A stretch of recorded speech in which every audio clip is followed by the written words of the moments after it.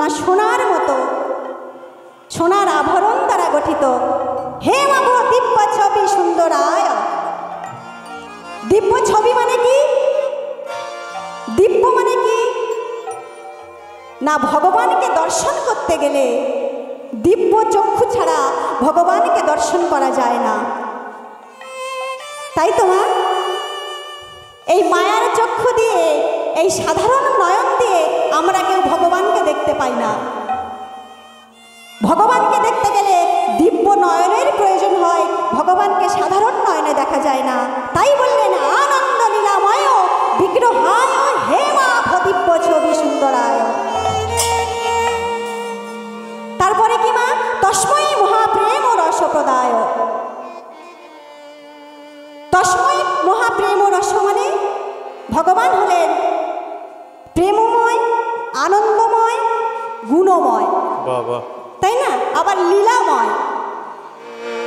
তা এখন আমরা এখানে সবাই বসে বসে ভাবতে পারি যে আমরা হরিনাম শ্রবণ করতে এসেছি, আমরা ভগবানকে যে এই জন্মাষ্টমী বলো আর সমস্ত পূজা অর্চনা যে করি, আমরা ভগবানকে পূজা অর্চনা করে বা সেবা করে ভগবানের কাছে কি পাবো, তাই না? এটা আমরা মনে করতে পারি। কারণ ভগবান যদি লীলাময় হয়, ভগবান যদি গুণময় হয়, ভগবান যদি প্রেমময় হয়, হয়ে যাক, তাতে আমাদের লাভ কি, তাই না? কলির মানুষ আমরা লাভ লোকসানের বিচার করি।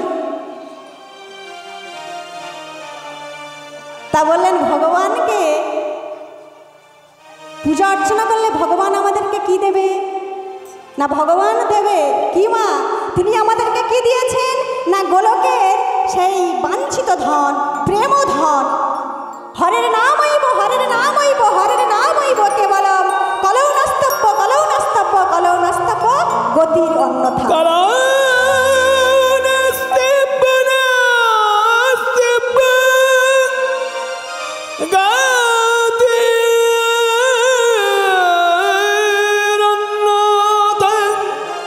হরির নাম, হরির নাম, হরির নাম কেবলম কলৌ নাস্তব্য, নাস্তব্য গতির অন্যথা।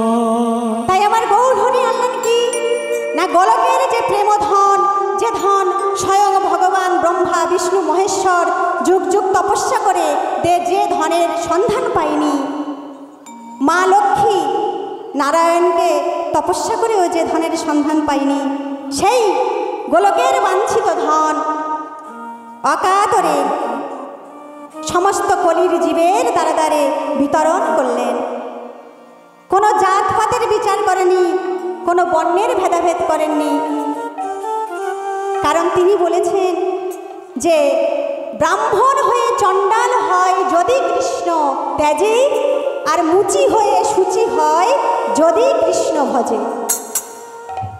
তাই সমস্ত এই কলির জীবের দ্বারে দ্বারে অকাতরে তিনি গোলকের সেই বাঞ্ছিত ধন হরে কৃষ্ণ হরে রাম প্রেম ধন তিনি বিতরণ করলেন। আমার গৌর এসেছে সোনার নদিয়ায়। তাই মা আসুন সবাই মিলে একবার আমরা দুটি বাহু তুলে সবাই মিলে চলুন আমরা সেই গৌরকে দর্শন করি। হরে কৃষ্ণ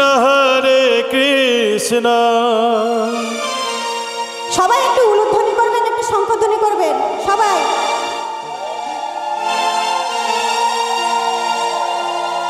আমার গৌরী এলো রে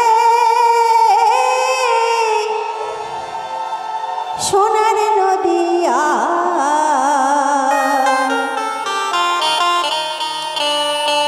শঙ্খধ্বনি উলুধ্বনির শব্দ শোনা যায় আমাদের গৌরে।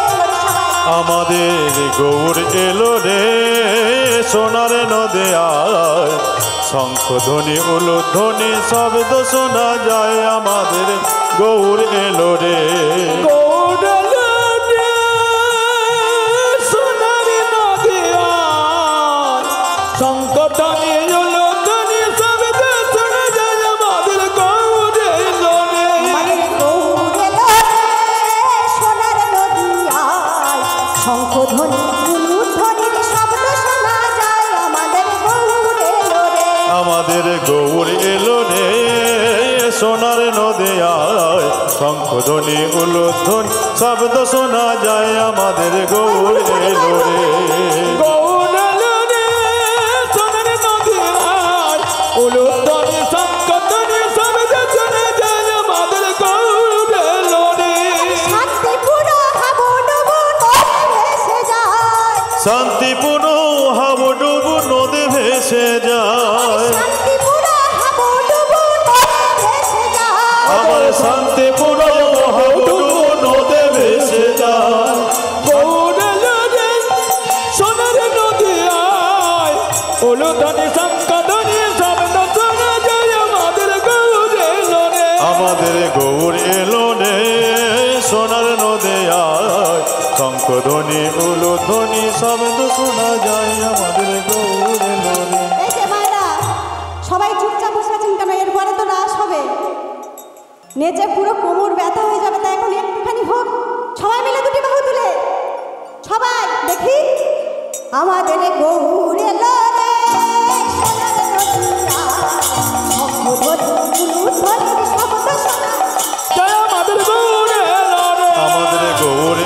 রে সোনার নদিয়ায় শঙ্খধ্বনি উলুধ্বনি শব্দ শোনা যায় আমাদের গৌর এলো রে আমাদের গৌর এলো রে সোনার নদিয়ায় উলুধ্বনি শঙ্খধ্বনি শব্দ শোনা যায় আমাদের গৌর এলো রে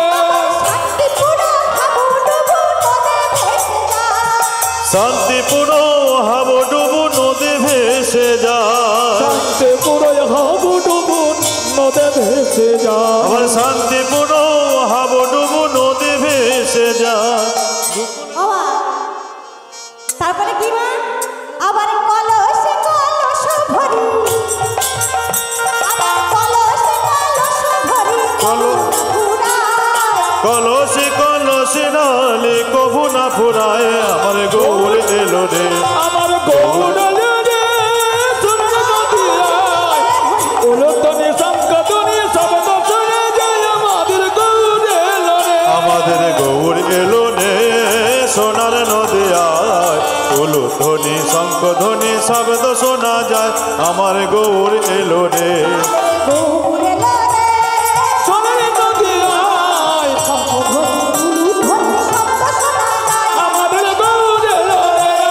গৌর এলো আমাদের নিতাই এলো রে গৌর এলো রে আমাদের নিতাই এলো রে গৌর এলো আমাদের নিতাই এলো রে গৌর এলো রে সোনার নদিয়ায় শঙ্খধ্বনি উলুধ্বনি শব্দ শোনা যায় আমাদের গৌর এলো রে গৌর এলো রে সোনার নদিয়ায় উলুধ্বনি শঙ্খধ্বনি শব্দ শোনা যায় আমাদের গৌর এলো রে সোনার নদিয়ায় শঙ্খধ্বনি উলুধ্বনি শব্দ শোনা যায় গৌর এলো রে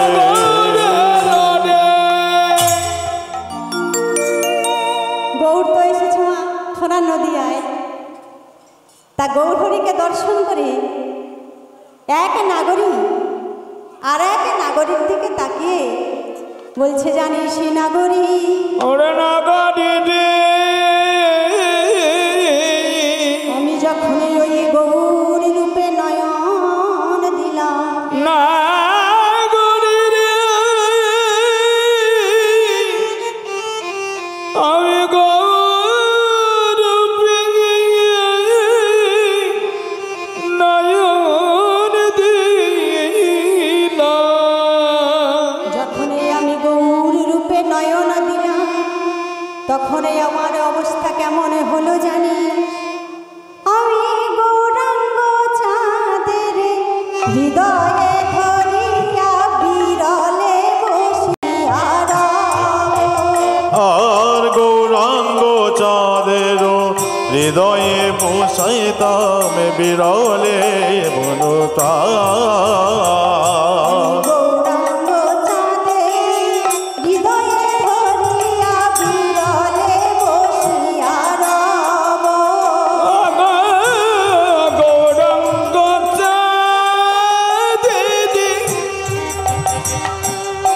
রে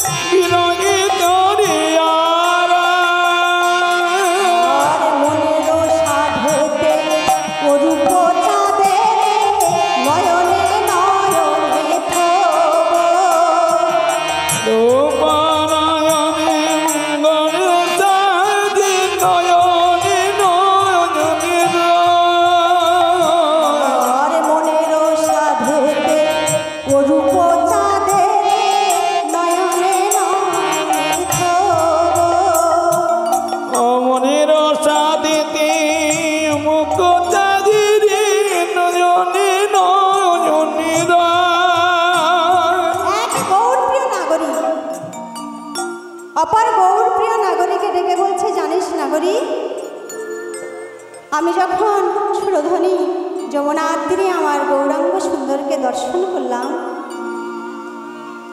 তখন আমার গৌরাঙ্গ সুন্দরকে দর্শন করে আমার কি হলো জানিস? আমি গৌরাঙ্গ চাঁদের হতে, অর্থাৎ আমি মহাপ্রভুর বদন হতে আর মুখ ফিরাতে পারলাম না। কারণ কি গো মা? কারণ আমার ভগবান হলেন গুণবান, রূপবান। কেমন গুণবান মা? না কেমন গুণবান সেটাই বর্ণনা করলেন। গুণবান বলতে কাকে বলা হয়? গুণনিধি কাকে বলা হয়? না গুণনিধি তাকেই বলা হয় যিনি কিনা মুহূর্তে নাকি সংঘর্তেন স্বপ্ন মে বলবান ও দানবান, অর্থাৎ মুহূর্তের মধ্যে যিনি সৃষ্টি স্থিতি লয় প্রলয় সমস্ত কিছুকে ঘটাতে পারে এবং যিনি এই সমগ্র বিশ্বের দায়ভারকে গ্রহণ করেছেন, তিনি হলেন গুণবান। তা কেমনভাবে গ্রহণ করেছিলেন মা? আর কেমনভাবে বারবার ভগবান ধরার বুকে অবতীর্ণ হয়ে এই পৃথিবীকে রক্ষা করেছিলেন? না, কশ্যপ মুনি ছিলেন। আপনারা সবাই নাম শুনেছেন কশ্যপ মুনি। এই কশ্যপ মুনির 13টি পত্নী, 13টি পত্নী। তো 13টির মধ্যে দুজনের নাম বিশেষভাবে উল্লেখযোগ্য। একটি হলো দিতি আর অপরটি হলো অদিতি। তো এই কশ্যপ মুনির যতগুলি পত্নী ছিলেন, সবাই যে সমস্ত বাচ্চা অর্থাৎ ছেলেপুলে তাদের হয়েছিল, তাদের মধ্যে গাছপালা পশু থেকে শুরু করে, পাখি থেকে শুরু করে, সাপ সর্প থেকে শুরু করে, নর বানব বানর দানব সবাই সেই 13 জন পত্নীর গর্ভে জন্মগ্রহণ করেছিলেন। তাদের মধ্যে প্রধান হলেন দ্বিতীয় অদিতি। এই দ্বিতীয় গর্ভে ভগবানের জন্ম হয়েছে। এই দ্বিতীয় গর্ভে দুটি দানবের অর্থাৎ রাক্ষসের জন্ম হয়েছে, আর অদিতির গর্ভে জন্ম হয়েছে স্বয়ং ভগবানের। তাই দ্বিতীয় গর্ভে কার জন্ম হয়েছে মা? না হিরণ্যাক্ষ দৈত্য আর হিরণ্যকশিপু দৈত্য। বৃষ্টি হচ্ছে মা, মন চঞ্চল হয়ে যাচ্ছে বুঝতে পারছি। হ্যাঁ বৃষ্টি তো হচ্ছে, কিছু করার নেই, কারণ ভগবান যেদিন জন্মগ্রহণ করেছিলেন সেদিন তো প্রচণ্ড ঝড় বৃষ্টি, তাই না? কি করা যাবে, কিছু করার নেই। তবুও তার মধ্যে থেকে একটু এদিকে আস্বাদন করতে হবে লীলা। এই অদিতির গর্ভে জন্মগ্রহণ করেছিলেন ভগবান, আর দ্বিতীয় গর্ভে দুজন দানব, একটি হলো হিরণ্যাক্ষ দৈত্য আর অপরটি হিরণ্যকশিপু দৈত্য। এই হিরণ্যাক্ষ দৈত্য যখন জন্মগ্রহণ করে, জন্মগ্রহণ করার পর কি হয়েছে না, ব্রহ্মা যখন সমগ্র জগৎকে সৃষ্টি করেছে, তখন এই হিরণ্যাক্ষ দৈত্য মনে মনে করছে, আমি এই ব্রহ্মার সমস্ত জগৎকে মুহূর্তের মধ্যে সব আমি ধ্বংস করে দেব। এই বলে হিরণ্যাক্ষ দৈত্য করলেন কি, স্বর্গ মর্ত পাতাল সমস্ত ত্রিজগৎকে একেবারে ধ্বংস করে ছাড়ছে, লয় প্রলয় করে দিচ্ছে।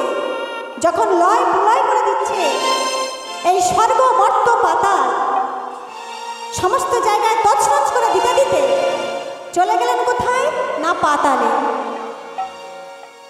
যখন পাতালে গিয়ে সমস্ত ধ্বংস করে দিচ্ছে, ব্রহ্মা মনে মনে চিন্তা করছে, আমি যে এত সুন্দর জগৎ সৃষ্টি করেছি, তাহলে কি আমার জগৎ আর থাকবে না? সমস্ত জগৎ কি নষ্ট হয়ে যাবে? তাই বারবার যখন দীর্ঘ নিঃশ্বাস ছাড়ছে, এই দীর্ঘ নিঃশ্বাস ছাড়ার সঙ্গে সঙ্গে হঠাৎ ব্রহ্মার নাসিকা থেকে দুটি বড় বড় দাঁত দানবের মতো, আর নিচের দিকটা অর্থাৎ কোমর থেকে পায়ের দিকটা ভগবানের মতো। জন্মগ্রহণ করলেন কে? না বরাহদেব, বরাহ অবতার।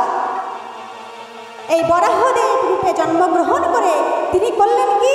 না পাতালে ওই হিরণ্যাক্ষ দৈত্যের সঙ্গে দীর্ঘ 1000 বৎসর ধরে যুদ্ধ করে হিরণ্যাক্ষ দৈত্যকে নিধন করে তার দুটি বড় বড় দাঁত দিয়ে যখন হিরণ্যাক্ষ দৈত্যকে নিধন করে ব্রহ্মার চরণতলে এনে ফেললেন, তখন দেখা যাচ্ছে ওই হিরণ্যাক্ষ দৈত্যের যখন নিহত হয়ে গেছে, তার সেই নিহত হয়ে যাওয়ার ফলে সমস্ত সমুদ্রের জল লাল হয়ে গেছে। এইভাবে ভগবান বরাহ অবতার রূপে ব্রহ্মার জগৎকে রক্ষা করলেন, সৃষ্টিকে রক্ষা করলেন। তারপরে ব্রহ্মার এই হিরণ্যাক্ষ দৈত্য, তারপরে গেল হিরণ্যকশিপু, তার ছেলে ভক্ত প্রহ্লাদ, প্রহ্লাদের ছেলে বিরোচন, আর বিরোচনের পুত্র হলো বালি, যে ভগবান স্বয়ং বামন অবতারে এই বালিকে অভয় চরণ দান করেছিলেন। তারপরে কত কত রূপে ভগবান সৃষ্টিকে রক্ষা করেছেন। মৎস্য অবতার, কুর্ম অবতার, বামন অবতার, এই সমস্ত অবতার রূপে ভগবান সৃষ্টিকে রক্ষা করেছিলেন। তাই এক গৌরপ্রিয় নাগরী আর এক গৌরপ্রিয় নাগরীর কাছে ভগবান শ্রী গোবিন্দের অর্থাৎ গৌরাঙ্গ মহাপ্রভুর রূপকে ব্যাখ্যা করছে। কেমনভাবে করছে? বলছে, জানিস নাগরী, আমি যখন যমুনায় জল আনিতে গেলাম, জল আনিতে গেলাম, তখনই আমি গৌরাঙ্গ চাঁদের রূপকে দর্শন করে তোদের কাছে কি বলবো? অগয়ুগারোহী উগারোহী সুধা জনু, তোমার সুবর্ণ উগারোহী উগারোহী সুধা জনু। ওগারোহে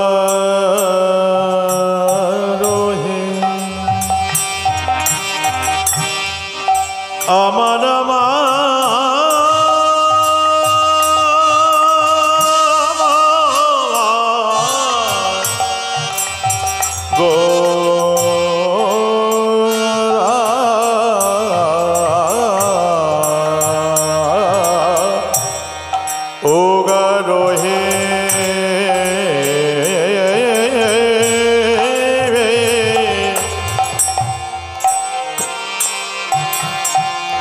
গোরা জন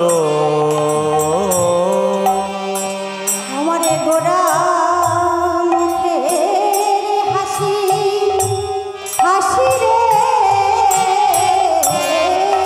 ও গারো হে গোরা জন গোরা মুখের হাসি হাসি রে, আর নিরখিতে গোরা রূপ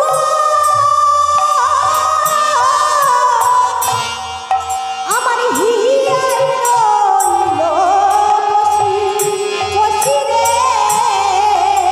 অগনিরমধি গোরার রূপ হিয়ার মাঝে জাগে জাগে যে নিরখিতে এ গোরা রূপ হিয়ায় রইল বসি বসি রে। অগনির মেতে গোরা তন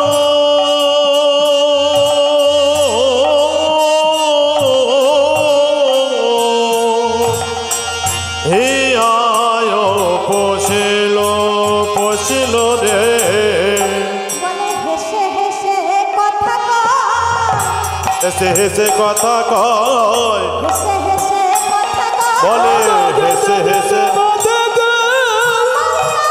গোরারাই হেসে হেসে কথা কয়, আমার গোরা ধন যেতে যেতে কাঁদতে বলে আমার আমায় গোনারায় হেসে হেসে কথা কয়, যেতে যেতে কাঁদতে আমার গোরারাই হেসে হেসে কথা কয়, বলে আমার আমায় গোনারায়, হরি বল হরি বল, বলে আমার আমার গোনারায়, বলে আমার আমার গোনারায়, আমার আমার গোনারায়, আমার আমার গোনারায়, বলে আমার আমার গোনারায় হেসে হেসে কথা কয়, নিরকিতে গোরা তনু হিয়া ও পশিল পশিল রে হিয়া ও পশিল। বাবা, এক গৌরপ্রিয় নগরী আরেকজনের কাছে বলছে উগারই সুধা যেন আমার গোরা মুখের হাসি। মানুষ কথা বলার আগে কখনো হাসে না মা, কিন্তু আমার গৌরহরি কথা বলবার আগে হাসে একটু আস্তে, আর পরে কথা বলে, হেসে হেসে কথা বলে। কারণ গৌরাঙ্গ সুন্দর, প্রেমের ঠাকুর গৌরহরি, তিনি তো কথা বলবার আগে হাসবে। আমরা মানুষ বাদ বিচার করে তবেই কথা বলি, তাই না? কিন্তু আমার মহাপ্রভু তিনি এমন প্রেমের ঠাকুর, এমন দয়াল ঠাকুর, তিনি কথা বলবার আগেই হাসে। তার মুখ থেকে যেন উগারই সুধা, অর্থাৎ যখন সে হাসে মনে হয় যেন সুধা পরিশন হচ্ছে। তাই বলছে উগারই সুধা যেন আমার গোরা মুখের হাসি, আর নিরখিতে গোরার উপর আমার হিয়ায় রইল বসে। ওই গৌরবকে দর্শন করলে কে স্থির থাকতে পারে? কারণ গৌরবকে দর্শন করে আমার হৃদয়ে একেবারে গেঁথে নিয়েছি। আমি আর কখনোই আমার গৌরকে ভুলিব না। তাই সজনী রে, আরে আমার কি হলো জানি, আমার কি হলো জানি, আখি পালটিতে কত যুগ হেল মানি, পিছে যাব কি হইল ব্যাধি, আখি পালটিতে কত যুগ হেল মানি, কি হইল ব্যাধি, বলে আখি পালটিতে যাবে কি করিব আখে, ইয়ার মাঝে গাঁথি রাখিব গোড়ার পোখালি, ইয়ার মাঝে সদায় আমার গোরার উপর জাগি, ইয়ার মাঝে গাঁথি রাখব গোড়ার পোখালি, ইয়ার মাঝে কাকি আমি গোরার উপর খানি। বলছে আমি যখন দুটি চোখের পাতা বন্ধ করি তখন না আমার গৌরূপকে আমি দর্শন করি। তাই আমি মনে মনে ঠিক করেছি আমি আমার গৌর সুন্দরকে আমার এই বক্ষের মধ্যে, আমার হৃদয়ের মধ্যে ধরে রাখবো, তাকে কখনো ছাড়িব না। তাই পদকার দাস এক পাশে দাঁড়িয়ে বললেন, ওগো মনয় অভিলাষ ক্ষমা নাহি হয় মন, আরে গোবিন্দ দাসে বলে মুই ভেল গোবিন্দ দাসে কহে গোরা রূপে ও বলে আরে গোবিন্দ দাসে বলে গোরার উপর বলি আরে গোবিন্দ দাসে কহে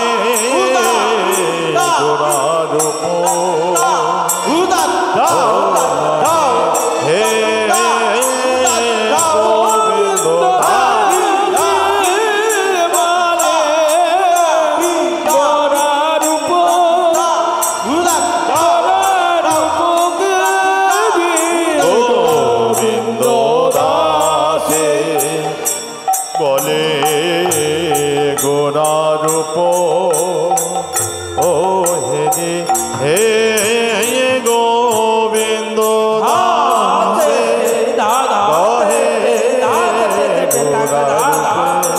কত্তে ধুমা কেটে কেটে গোবিন্দ দাসে কহে গোরারূপ হেরি রে গোবিন্দ দাসে কহে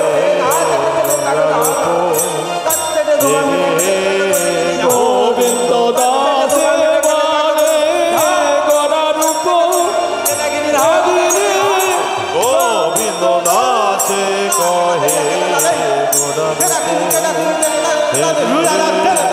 গোবিন্দ দাসে বলে গোরারূপ হেরি রে গোবিন্দ দাসে কহে গোবিন্দ দাসে বলে গোরারূপ হেরি রে গোবিন্দ দাসে কহে গোরারূপ হেরি রে গোবিন্দ দাসে কহে গোরারূপ হেরি রে গোবিন্দ দাসে কহে গোরারূপ হেরি রে গোবিন্দ দাসে কহে গোরারূপ হেরি রে গোবিন্দ দাসে কহে গোরারূপ হেরি রে গোবিন্দ দাসে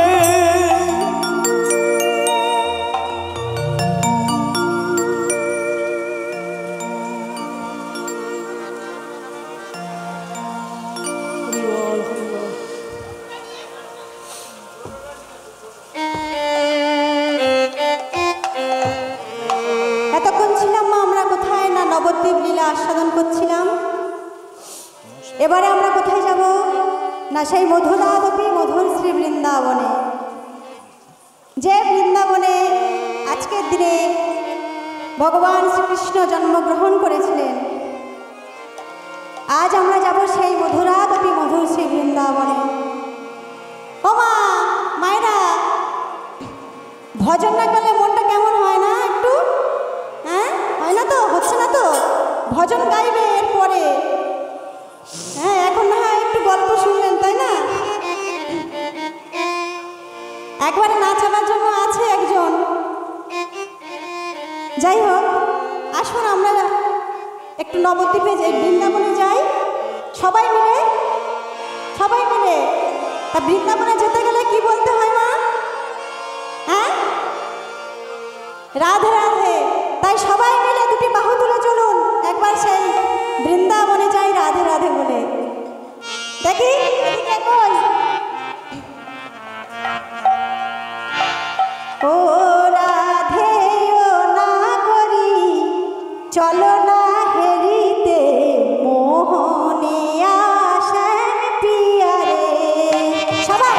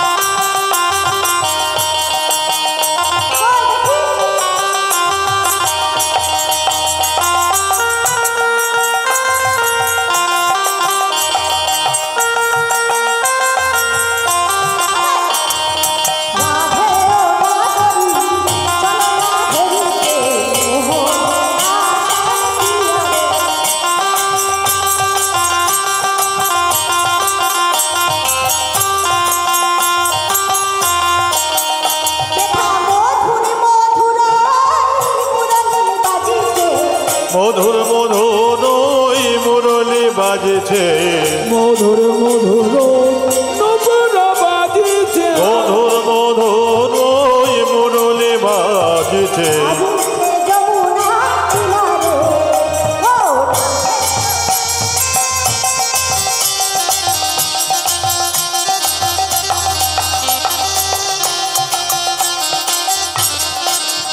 ওরে পরানো মানে না কিছু তো জানি না পরার বধুয়া কিনারে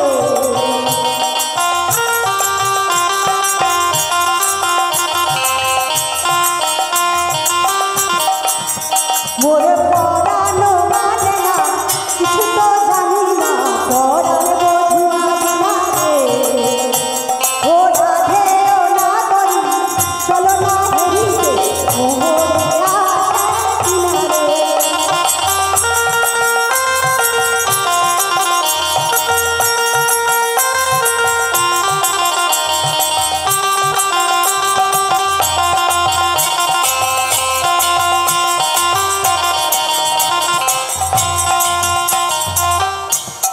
বাবা এই ভজনে গায়ে তাল লাগছে না না হ্যাঁ তাহলে অন্য হোক হ্যাঁ অন্য হবে অন্য হলে কি হবে হ্যাঁ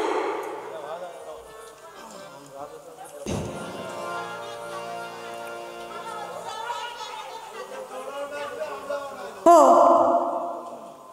রাধে রাধা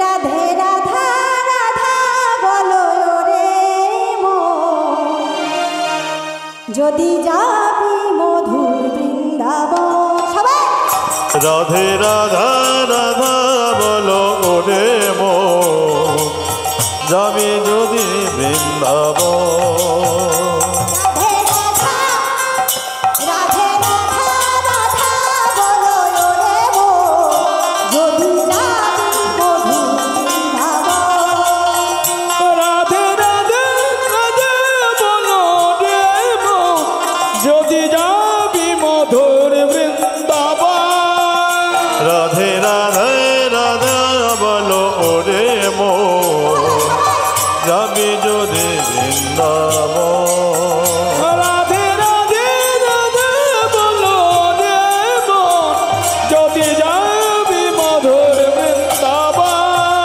রাধে রাধে রাধা বলো ওরে মো যাবি যদি বৃন্দাবন রাধে রাধা রাধা বলো রে মন যদি যাবি মধুর বৃন্দাবন রাধে রাধে রাধে বলো রে মন যদি যাবি মধুর বৃন্দাবন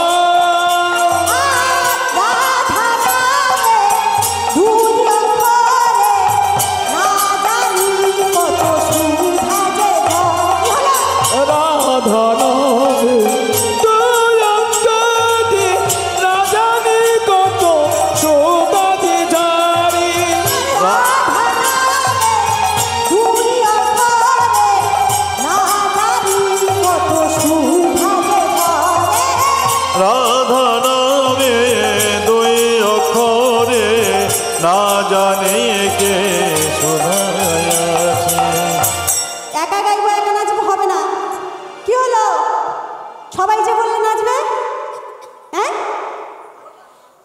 কি হলো হ্যাঁ এতে আমার একার গাওয়া একা নাচ হয়ে যাচ্ছে একা গান করলে একা নাচলে কি করে হবে সবাই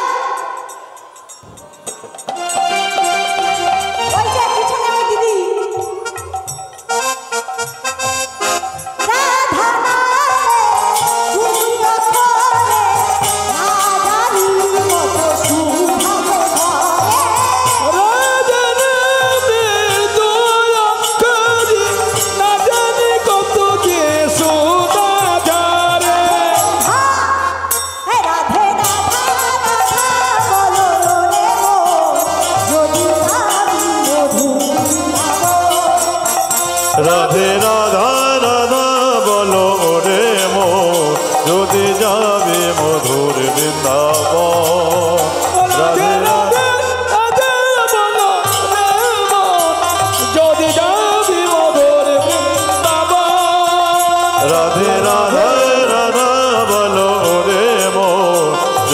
যাবে মধুর বৃন্দাবন। রাধে রাধে রাধে রাধে বলো যে রে মন যদি যাবি মধুর বৃন্দাবন।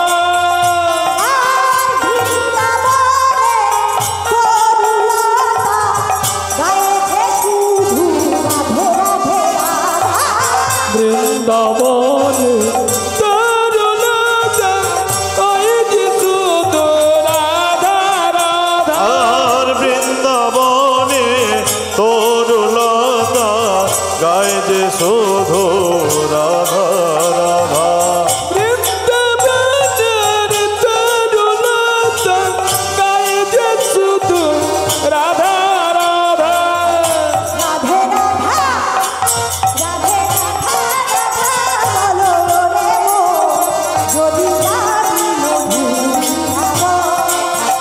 রাধে রাধা রাধা বলো রে মন যদি যাবে মধুর বৃন্দাবন। রাধে রাধা রাধা বলো রে মন যদি যাবি মধুর বৃন্দাবন। রাধে রাধা রাধা বলো রে মন যদি যাবে মধুর বৃন্দাবন। যদি যাবি মধুর বৃন্দাবন। যদি যাবি মধুর বৃন্দাবন। যদি যাবি মধুর হয়েছে তো? হ্যাঁ, এবার বেশি করলে তাহলে রাস্তা আর কি বাকি থাকবে? এই পর্যন্ত থাক। হ্যাঁ, এরপরে ভাই আসবে, এসে রাস্তা সবাইকে একবারে মাতিয়ে দেবে। সবাই মিলে বলুন রাধা রানী কি জয়, রাধা রানী কি জয়, শ্যাম সুন্দর কি জয়, মদন মোহন কি জয়, গিরিধারী কি জয়, গিরিধারী কি জয়, কেশি ঘাট কি জয়, বক্সি বট কি জয় লৌহ বন কি জয় তাম্র বন কি জয় রাধা রানী কি জয়। হবে আর একটা বোমা এত ভজন গালি কি করে হবে? ও রাধে তোমায় বারে বারে করেছি যে মানা,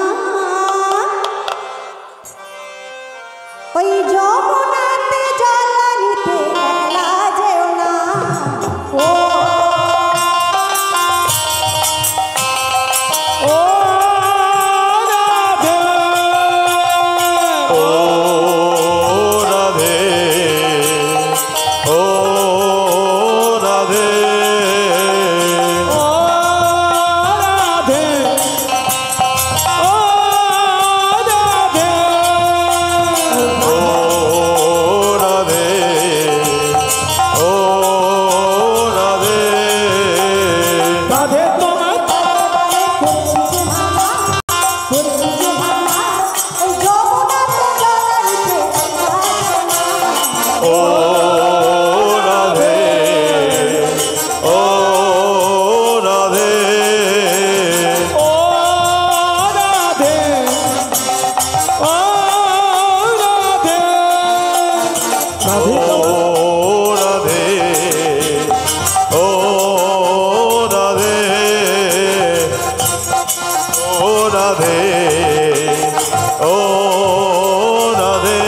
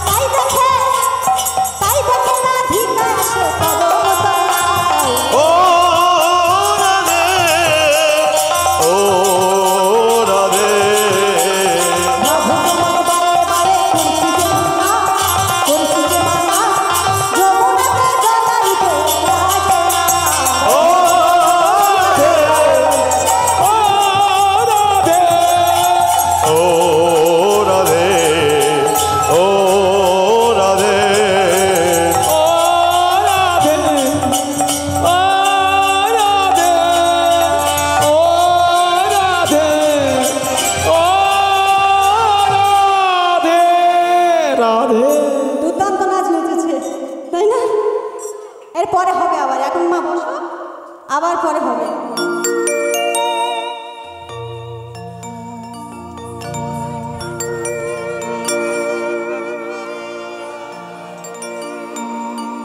আজ মধুময় সে বৃন্দাবনে মধুরা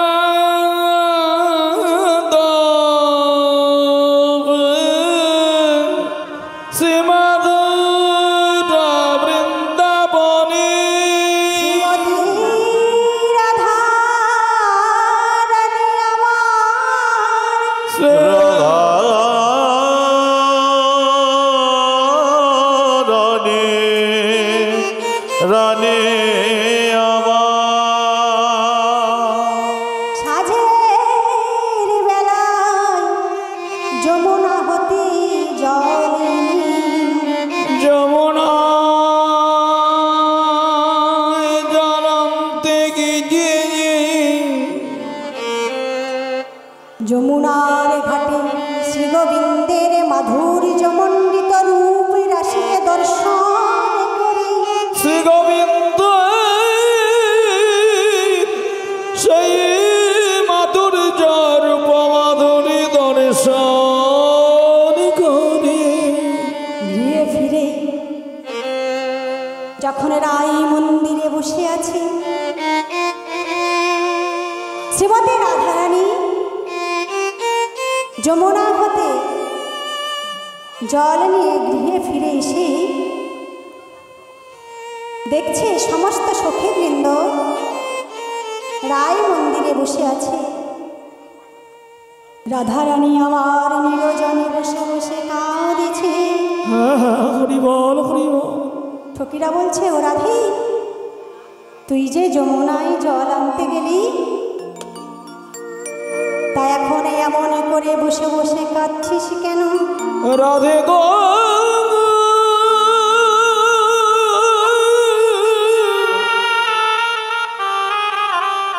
শ্রী যমুনায়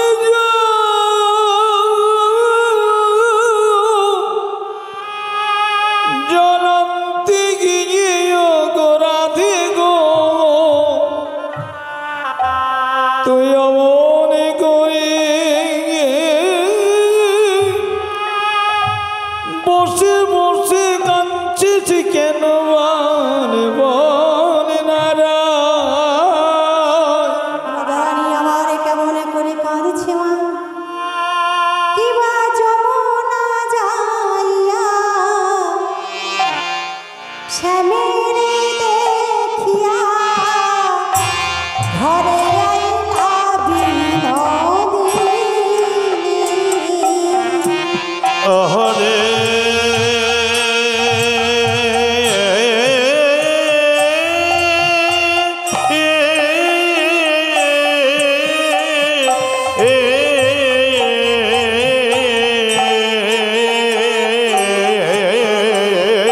যমুনা যাইয়া শ্যামের দেখিয়া কাঁদিছে বিনোদনা। যমুনা যাইয়া শ্যামের দেখিয়া ঘরে আইলা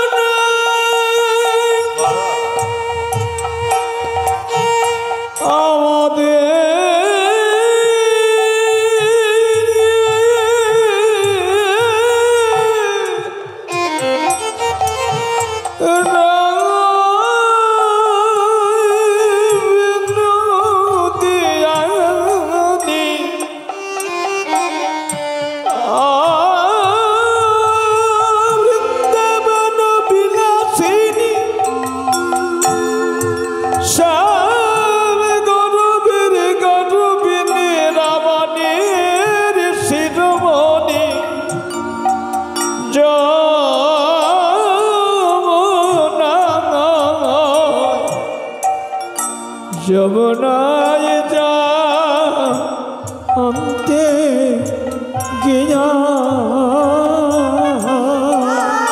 যমুনা যাইয়া শ্যামের দেখিয়া বিনোদে আমি ওরা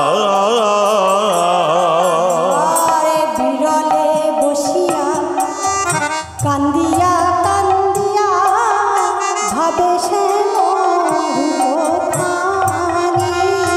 আর হৃদয়ে বসিয়া হৃদয়ে বসিয়া হৃদয়ে বসিয়া ভাবিয়া ভাবিয়া কাঁদিয়ে বিনোদ রায় বিরলে বসিয়া কান্দিয়া কান্দিয়া ভাবে শ্যাম রূপখানি বিরলে বসিয়া কান্দিয়া কান্দিয়া ভাবিতেন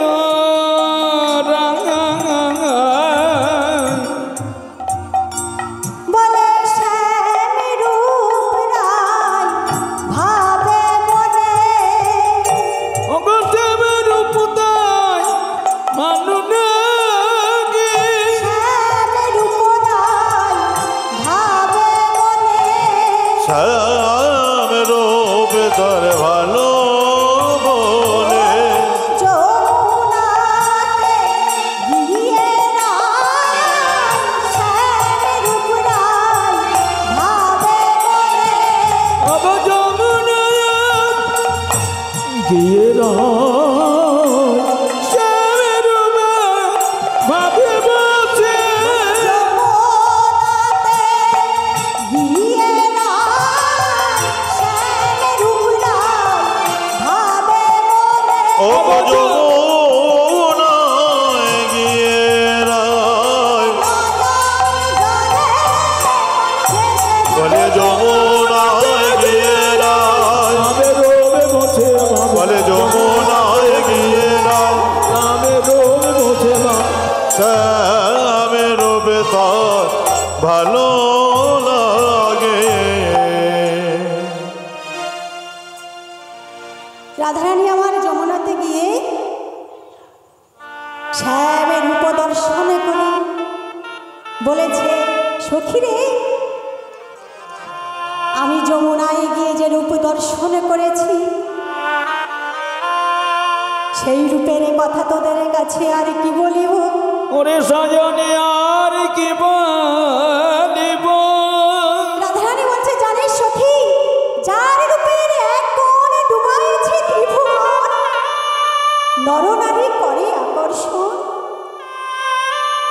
সেই রূপের কথা আমি আর তোদের কাছে কি বলবো কারণ জানিস যে দেখেছে সে বলতে পারে না আর যা যে বলবে সে দেখতে পায় না বাবা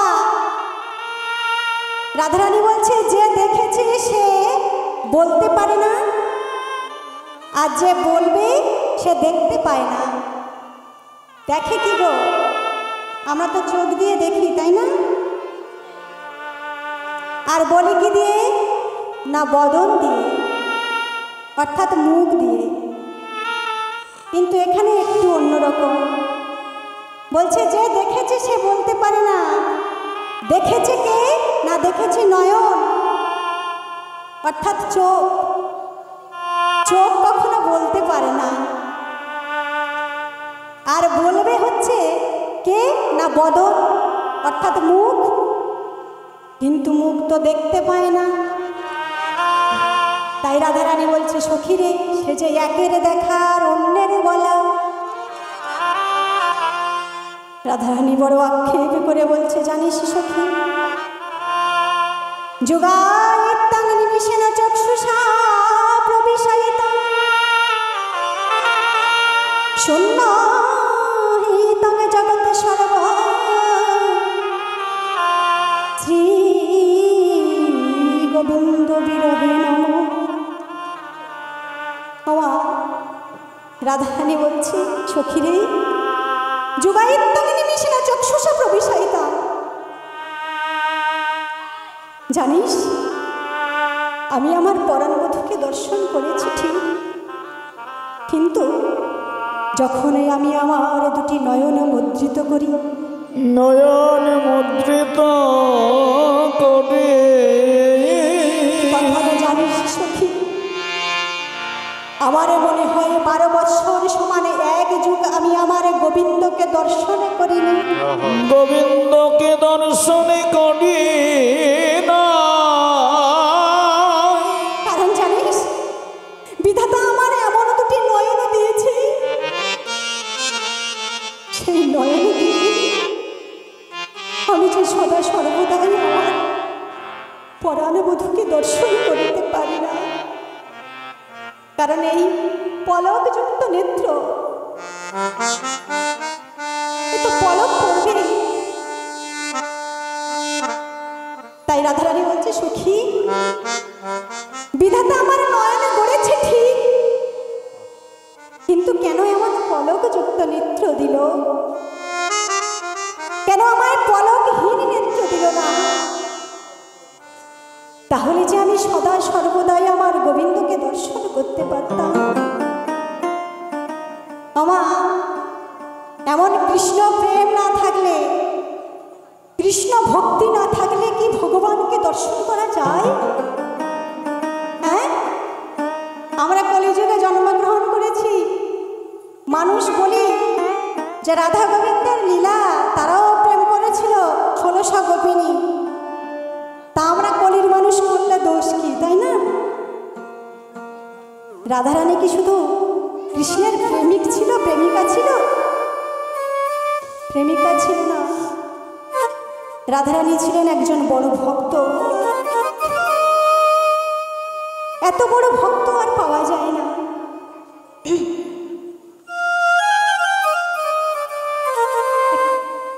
তাই রাধারানী বলছে, সখী ভগবানকে লাভ করতে গেলে আমাদের অনেক পুণ্য করতে হয়, অনেক তপস্যা করতে হয়, অনেক সাধনা করতে হয়। কেন মা, আজকের দিনে দেবকীর গর্ভে, মাতা দেবকীর গর্ভে ভগবান শ্রীকৃষ্ণের জন্ম হয়েছিল, আমরা শাস্ত্রে জানি। কিন্তু কৃষ্ণ কোনো মাতৃগর্ভে জন্মগ্রহণ করেনি, তিনি ছিলেন অজন সম্ভবা। কারণ ভগবান কখনো মাতৃগর্ভে জন্মগ্রহণ করে না। তবুও আমরা দেবকীকে কৃষ্ণের মা হিসাবে জানি। অথচ দেখুন, 10 মাস 10 দিন শৃঙ্খলিত অবস্থায় লৌহ কারাগারের মধ্যে কত যন্ত্রণা সহ্য করে, বুকে পাথর চাপানো অবস্থায় কত লাঞ্ছনা সহ্য করে, কত অত্যাচার সহ্য করে, অনাহারে অনিদ্রায় ভগবান শ্রী গোবিন্দের জন্ম দিয়েছে, মা হয়েছে।